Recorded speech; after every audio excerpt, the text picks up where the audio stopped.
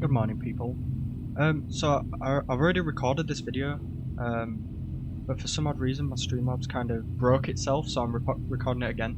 But basically, the reason I'm doing a video on Vertex Precision Tool is because I hear a lot of people asking how to use it, and it's quite difficult to explain if you've never done it before. So I'm making this video to hopefully try and make people understand it a little bit easier. So what I'm going to do is I have 3 shapes in front of me that I've already created with it.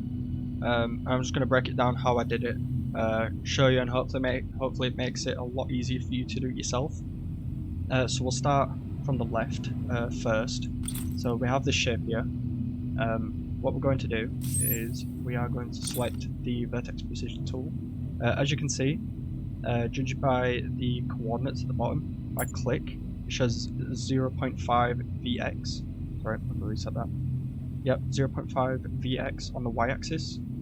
Basically all that means is that I've cut it in half from the bottom. So we're going to grab the first one. When we grab it with left click, it shows up yellow just to show that we've got it selected. And any movement that we do with the keys will now move it instead of trying to grab a different edge. Home will reset that, so if I go all the way here, holding control, so it moves faster. If not, you can make it more precise. Press home, resets. So what we'll do is, keeping an eye on the XYZ axis underneath the second set, we'll start to move it on the Y axis to the left. You can see it's going up quite slow, so we'll hold control, make it a bit faster.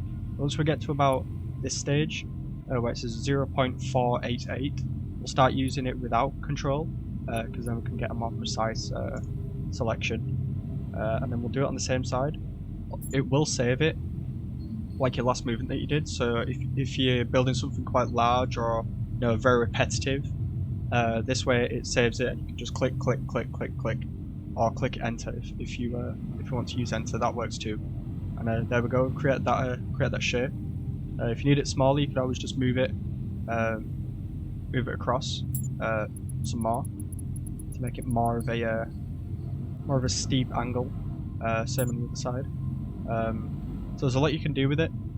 This is one of the simplest shapes to do. You pretty much only move in 2 corners, which is nice and easy. This one is the same. It's pretty much just a half voxel cut in half.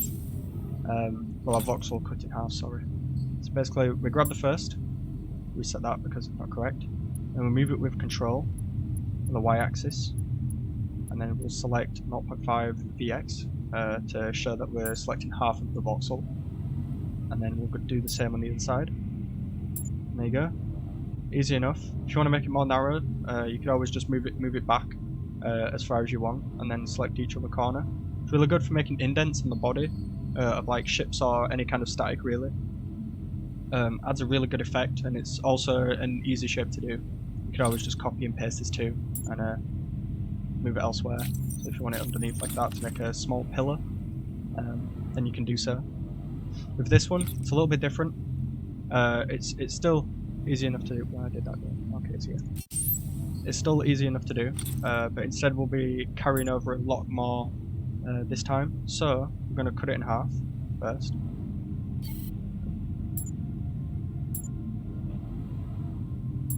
And then what we're also going to do is cut it in half from this side. So we'll go both, and we'll grab this front corner. And you'll see that the x-axis is changing this time, not the y. Basically we're going to get that to 0.5 also. So with control and then without to get a more precise measurement. And then what you'll notice is if we do it on this side, it kind of sends it out a little bit.